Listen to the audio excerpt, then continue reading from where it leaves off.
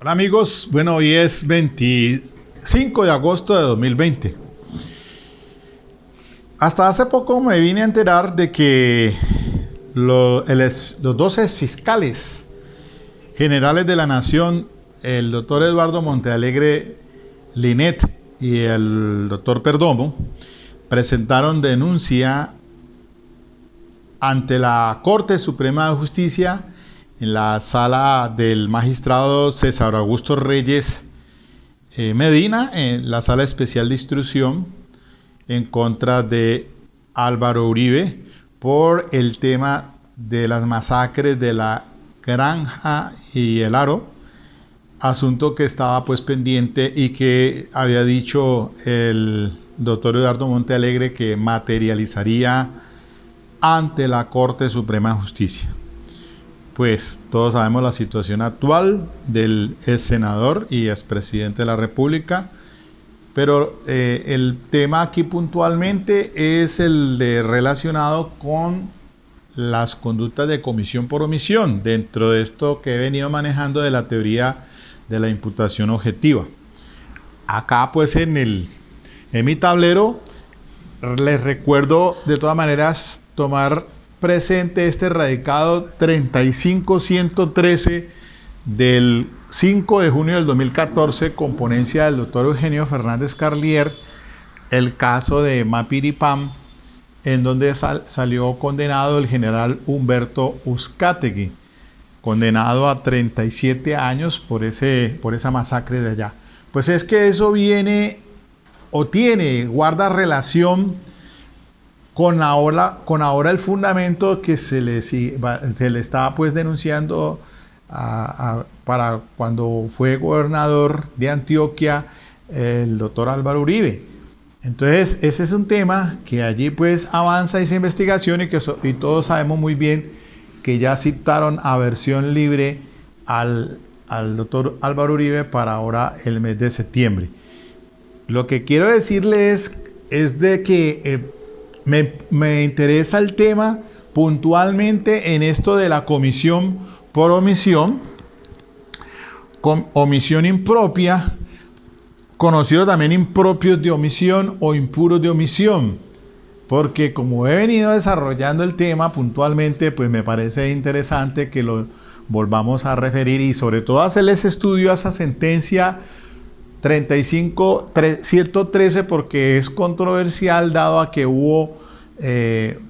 unos 4 salvamentos de voto interesantes frente a eso que les he dicho a ustedes sobre el error de prohibición indirecto. En este caso, toda vez que la defensa apeló pues a que se le concediera pues el dolo atenuado de acuerdo con el artículo 32, el numeral 11 de la ley 599, que frente a ese error de prohibición, el manejo que se le da a través de la teoría de la estricta de la culpabilidad del esquema finalista, que se resuelve entonces con el dolo atenuado, no así el numeral décimo que habla del error de tipo, y esa lo resuelve el esquema finalista de la teoría limitada de la culpabilidad, y la respuesta es que se sancionaría, si el error es vencible, se sanciona siempre y cuando esté señalada la conducta como culposa, mientras que el error de prohibición del numeral 11 tiene otro manejo muy, muy diferente. Pero entonces lo que es importante aquí referir, porque pues en este caso de Mapiripán, donde fue juzgado pues al general Humberto Uzcategui, pues guarda relación también con una sentencia de unificación SU 1184 del 2001, de la que fuera ponente Eduardo Montealegre Linet cuando fue magistrado de la Corte Constitucional por esos 2 años y que después renunció. Pero viene en relación con esto de la conducta de comisión por omisión. Pues me quedó pendiente 3 decisiones para el tema de la teoría de la imputación objetiva de los casos que he venido dándoles a conocer a ustedes para explicar mejor lo de la imputación objetiva, y pues en un espacio siguiente lo haré se refieren a los radicados 25536 del 27 de julio del 2006 con ponencia del doctor Álvaro Orlando Pérez Pinzón. Ese es un caso a una juez que la juzgan por el extravío de unos títulos valores. Entonces allí se le procesó a ella, creo que debe ser por prevaricato por omisión. Y el radicado 27388 del 8 de noviembre del 2007 con ponencia del doctor Julio Enrique Socha Salamanca con un salvamento de voto de la autora María del Rosario González de Lemus en un caso de un médico. Y el radicado 28050 del 15 de agosto del 2007, ponencia del doctor Javier Zapata Ortiz. Ahí hubo 2 salvamentos de voto y se trató de un caso de unos médicos aquí en Cali del Seguro Social. También se trabajó todo el tema de la imputación objetiva. Miren ustedes, en esa década, pues estoy refiriéndome a inicios pues, del 2006, 2007, 2008, 2009, para que a través de la casuística pues podamos comprender todo lo de la imputación objetiva, o por lo menos darle ya unos criterios más en relación con eso del error del principio de confianza, de las acciones a propio riesgo, del riesgo permitido y de la prohibición de regreso, ¿no? Entonces, temas que se van relacionados a cuando se considera que se ha creado un riesgo jurídicamente desaprobado, y otros criterios ya para el manejo de establecer entonces si ese riesgo se concreta en ese resultado, pero eso pues esos son otros aspectos como el fin de la protección de la norma y otras cosas allí pues también como criterios importantes para pues ir cerrando el tema de la teoría de la imputación objetiva, hablando pues del esquema del funcionalismo sistémico de Gunther Jacobs, pues con aquello de esa corriente de la escuela de Bonn, en la que hoy la responsabilidad penal está enfocada a que debo responder por conductas que debo desarrollar o evitar en virtud de los deberes que surgen dentro de un ámbito de responsabilidad y que se desprenden de la posición de garante, y que vienen ordenados entonces en 2 sectores, uno por competencia por organización y otros competencia institucional. El uno que son de resultados que debo evitar daños, en el otro debo dentro de esa comunidad de vida, pues entonces debo principalmente es ayudar. Entonces se generan allí esas posiciones de garantes de las que hoy el artículo 25 de la ley 599 pues está más dada en esos 4 numerales y el parágrafo frente a conductas de resultados contra la vida y la integridad personal y delitos de carácter sexual. Ya entonces ya les he venido pues a ustedes refiriendo el caso de los 4 casos anteriores, no se los olvide porque son muy importantes, ¿no? El señor que se sube al vehículo, al bus, a un bus de servicio público en estado de embriaguez y se cae por culpa de la falta de prevención violación a la infracción al deber de cuidado del conductor porque que no se podía sujetar a ese principio de confianza. De que ese principio de confianza se opone frente a personas que tengan adultos mayores, los menores, entonces eso ahí se examinó. Después miramos, entonces hay otro radicado en referencia a un tractocamión acá en el valle que invade el carril ajeno, pero que resulta que iban en el carril ajeno venían unas personas en estado de embriaguez, el conductor o en estado de licoramiento, y la defensa opone a esa situación de la elevación del riesgo de la propia víctima o concurrencia de responsabilidades, y miramos todo el tema referente al principio de confianza también. Después el caso, el retén policial, donde 5 personas vienen en un vehículo, hay una infracción al deber objetivo de cuidado del conductor, no se detiene. Más adelante un policía los alcanza y uno de los pasajeros allí entonces sale y le dispara causándole la muerte. Se habló el tema de prohibición de regreso, entonces que no había a esos dos, el conductor de ese vehículo se le procesó penalmente, pero entonces después la corte dijo que no, por aquello de que en esas condiciones, pues, en primer lugar, el principio de confianza tiene unos presupuestos, la posición de garante, acuérdese muy bien, entonces, respecto de ciertas personas, y la prohibición de regreso, ahí se aclara un poco más el tema que no era concordante de la conducta del conductor de vehículo con el que después se baja y le dispara a esa persona, al policial. Y el caso de los perros. Entonces, ese caso de los perros también examinamos todo lo del riesgo, la posición de garante, el principio de confianza, y en ese caso se manejó ya específicamente el numeral primero del artículo 25 cuando habla de la asunción del riesgo. Y también dentro de la comunidad de vida, el numeral segundo, frente a algunos riesgos o peligros también que se asumen. Entonces, en este caso había dos posiciones de garante, una de la dueña de la finca, la dueña de los perros, pero el señor que tenía en alquiler allí se lleva a los perros y él va con la niña y después la niña se descuida de la niña un momentico y la niña es atacada por los perros. Entonces ahí pues se juzgó a la dueña de la finca, pero se dijo pues que ella no tenía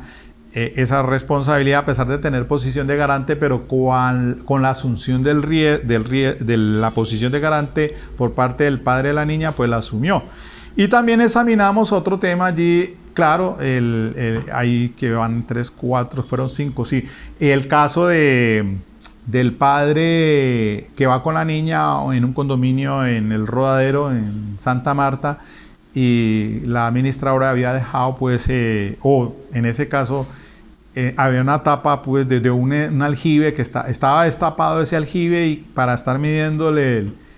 el nivel del agua, y se tenía, era como una prevención, era un escritorio y una silla, y se va la niña allí de 2 o 3 años que tenía y se ahoga, y después entonces procesan a la administradora, pero viene entonces todo este tema de la posición de garante y también respecto del padre frente a la niña, entonces la competencia institucional. Yo creo que de esa manera he abordado muy claramente desde la casuística para que ustedes entiendan el tema pues de la teoría de la imputación objetiva. Por eso entonces pues me faltarían estos 3 radicados para revisarlos. 2 son de una responsabilidad de los médicos y otra de una juez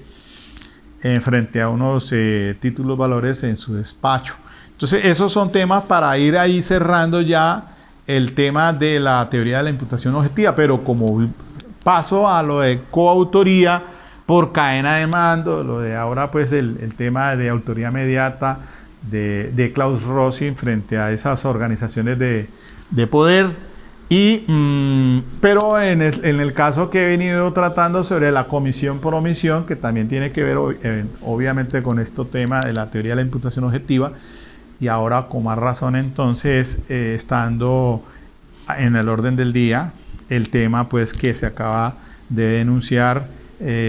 ante la Corte Suprema de Justicia por los 12 fiscales. Ya había dicho por ahí que sí, que eso había sido anunciado, no sé, de todas maneras pues yo desde este punto de vista acá es estrictamente académico y es el tema frente a eso del error de prohibición, de la comisión por omisión, y acá la posición de garante y todo lo que sucedió relacionado con el caso pues, de la masacre de Mapiripán y que se responsabilizó al general Humberto Uzcategui. Y ahora entonces, pues presuntamente dicen los que están presentando las denuncias que es la misma situación jurídica, tiene la misma posición jurídica de todo lo que de la responsabilidad del general Humberto Uzcategui, en este caso del entonces gobernador de Antioquia frente a esas 2 masacres del Aro y La Granja, y creo que un defensor de derechos humanos allí también. Pero bueno, esos son temas para mirarlos, como les digo, desde el punto de vista jurídico y que son de un interés relevante y más ahora en esta situación que se encuentra el señor ex senador Álvaro Uribe. Por último, esta mañana estaba revisando, les recomiendo en YouTube también aparece allí, le voy a hacer la publicidad al doctor Raimundo Antonio Tello, que pues él saca, tiene un canal en YouTube también, y en este caso la disertación que hizo es sobre, en el día de ayer, en Viva la Noticia, un canal radial acá de Cali, y entonces maneja, ya escuché y me parece muy interesante el tema, también en este caso de Álvaro Uribe, porque frente a qué le conviene más frente a al senador en el tema de en frente de la ley 600 a la ley 906, frente al tema de la publicidad o de la reserva sumarial. Entonces, porque es que una cosa es el manejo de la ley 600 y se diría que en la ley 600 hay más garantía, porque hay un descubrimiento probatorio para el sindicado y la defensa, a efectos de cuando se llegue pues al juicio, ya llega con el conocimiento de los elementos materiales de prueba. Y en realidad, frente a la ley 906 es diferente, porque incluso en la audiencia de imputación de cargos, pues la Fiscalía no tiene la obligación de descubrir elementos materiales de prueba. Solamente muy concretamente para la medida de aseguramiento. Ahí sí hay un descubrimiento para la controversia frente a esos elementos materiales que soportan la medida o van a soportar a esa medida de aseguramiento. Pero en realidad el descubrimiento como tal no se da en esta fase de la investigación, sino en la del juzgamiento, y cuando se presenta el escrito de acusación y ya se corre traslado de esos elementos materiales de prueba por parte de la Fiscalía, para que entonces ahí ya concretamente entonces uno como defensor tiene pues ya la participación frente a esos insumos probatorios, de los que yo debo en la audiencia preparatoria ya presentar también mis elementos materiales de prueba de lo que se va a debatir en el juicio oral. Entonces, allí, así muy rápidamente, pues el doctor Raimundo Antonio Tello dice pues que efectivamente es más garantista en esta situación, como le está llevando la Sala Especial de Instrucción de la Corte Suprema, que tiene que ser bajo los lineamientos de la ley 600. Porque es que ahora hay tres salas, diríamos, una para la instrucción, una para el juzgamiento y otra para los recursos de apelación. Entonces, en ese orden de ideas, frente a respecto pues a la dinámica del sistema penal acusatorio de escindir la fase de la investigación del juzgamiento. Y el juzgamiento se inicia prácticamente ya con la acusación. Entonces, mientras que en la ley 600 el trámite es que el inicio del juicio es con la resolución de acusación. Entonces, desde este punto de vista, se ha venido pues alegando de que incluso la defensa del senador pues pide que se vaya a la investigación para la Fiscalía y no se mantenga en la Corte Suprema de Justicia. Sin embargo, es una situación pues que está ahí en espera de que lo resuelva la misma Corte, pero diría yo que no, dado a que incluso esa observación la hizo también Raimundo Antonio Tello en un video anterior, y un análisis a unos elementos allí que aparecen de la decisión que se tomó contra el senador Álvaro Uribe, para considerar que todo está relacionado con el cargo de senador, y que por ende entonces la competencia se debe mantener en la Corte Suprema de Justicia, como por el asunto que ahora se denuncia penalmente por los ex fiscales generales de la Nación por las masacres del Aro y de la Granja. Bueno, así muy brevemente quería hacer esta reflexión y entonces dejar el tema abierto para lo que se viene entonces próximamente, entonces frente a esto de lo que estoy manejando aquí en Domática Jurídico Penal. Bueno, mis queridos amigos, esperemos que todo esto se vaya, pues ya parece ser que se va a normalizar parcialmente a partir del 1 de septiembre y realmente pues todos necesitamos como que ir despegando nuevamente ya para tener esa, frente a esa solidez de la economía por la que están atravesando, pues estamos atravesando muchas personas, o todo, me incluyo. Pero bueno, aquí muy puntualmente, entonces sin más, próximamente entonces entraré a abordar estos temas puntuales. Ok, mis amigos, un saludo, chao, chao.